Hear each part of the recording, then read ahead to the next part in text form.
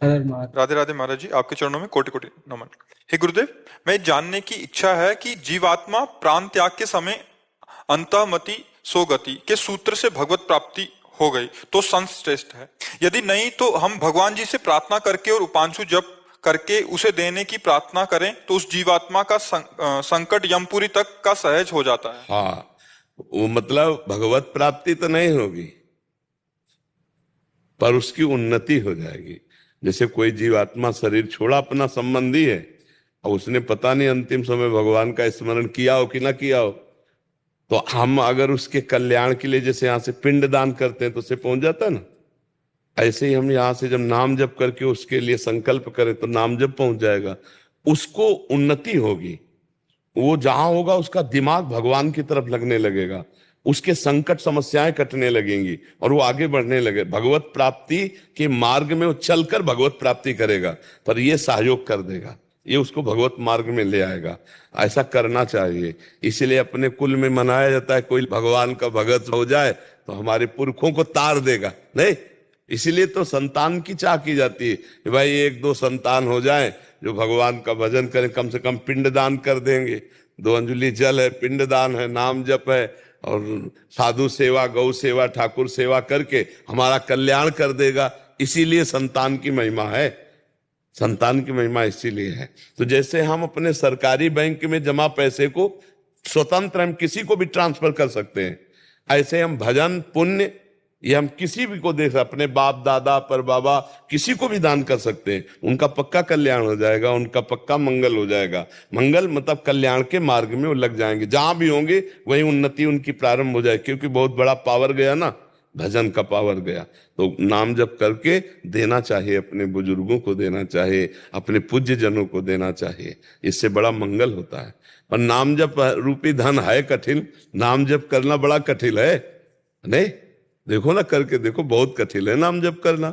हाँ, पर अगर नाम जप करके दे तो बहुत जल्दी लाभ प्राप्त, किसी को भी दे सकते हो। मान लो आपका बेटा है, आप उसको सफल एक समाज सेवी, एक विवेकवान पुरुष बनाना चाहते हो, तो आप भजन करो, बेटे को दो तो उसकी बुद्धि बदलने लगेगी, उसकी बुद्धि। हाँ, ये चमत्कार है। अच्छा देखो, संतों के पास क्यों जाया जाता है? क्योंकि उनके पास भजन बल होता है। वो भजन बल को अपने ऊपर नहीं खर्चा करते, वो भजन को समाज को देते हैं अनजाने में।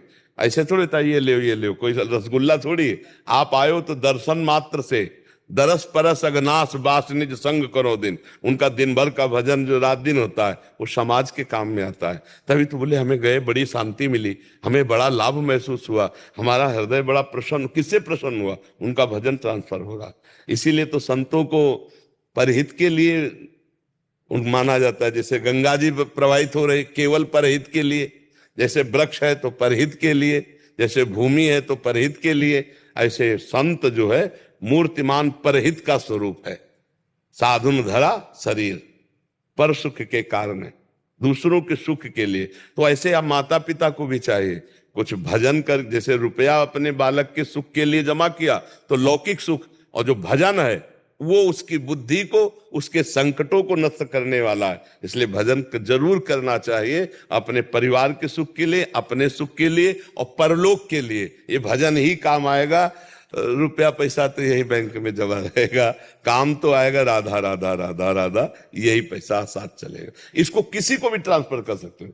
मतलब आप 5 बार जपे राधा राधा राधा और हमारे बाबा को जाए, अंदर से भगवान को प्रार्थना, वो पहुंच जाएगा। ये सरकारी है, भगवान को पहले दो, भगवान से प्रार्थना करो, वो वहां पहुंच जाएगा। ऐसा होता है जी महाराज जी। जैसे किसी प्रियजन भी है जिसकी डेथ हुई है, और जैसे जिसको हम नहीं जानते, दोस्त यार के माता पिता, जैसे जो भी हो, जैसे जैसे सुनते वैसे एक प्रेरणा होती है कि इसको बांसुर जप करके हाँ बिल्कुल और इसको दे दिया जाए। हाँ, तो एक मन में भावना रहती है कि ये यमपुरी तक की इसकी यातना तो खत्म हो जाएगी। बिल्कुल बिल्कुल। अब तुम्हारा भजन किस कोटि का है, ये बात है कितना भाई भजन कितना है, अब उसमें समझना पड़ेगा। देखो यमपुरी का मतलब समझो, बिल्कुल आप समझो जेल, जैसे जेल है ना, और जेल में आप उसके नाम से 10,000 20,000 50,000 हर महीना भेज रहे हो, उसको बढ़िया चाय मिलेगी, पेपर भी पढ़ने को मिलेगा, उसके उसमें पंखा भी लग जाए, क्योंकि पैसा है ला। ऐसे यहां से भजन भेजोगे ना तो यमपुरी से भी हटा दिया जाएगा, वो उसको सुख मिल जाएगा। पर भजन की कोटि कितनी है। अब ये है कि देखो यहाँ जो फुटकर चाय है तो 5-10 रुपए मिल जाएगी, लेकिन जेल में तो 100 या 50 रुपए लगेगा, तब बढ़िया चाय वहां पहुंच पाएगी। समझ रहे ना। ऐसे भगवान का नाम कितना जप ले जिससे उस नारकी गति को प्राप्त हुए जीव को नरक न जाना पड़े, तो अपने बल से। और ये पक्की बात समझ लो, भजन में इतनी ताकत है, सतरति सतरति सा लोकान तारती, वो किसी को भी तार सकता है। तो ये आप करोगे तो फिर आपको वो पलट के मिलेगा, नहीं आपके पास क्या रह गया। समझ रहे ना।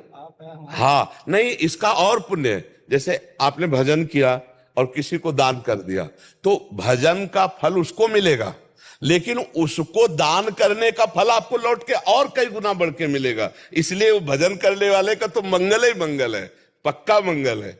तो खूब करो। और ये धंधा है बढ़िया, बहुत बढ़िया धंधा है, परलोक का। जीव को कष्ट से बचा लो और स्वयं भगवान को प्राप्त करो। महाराज जी सिर्फ 2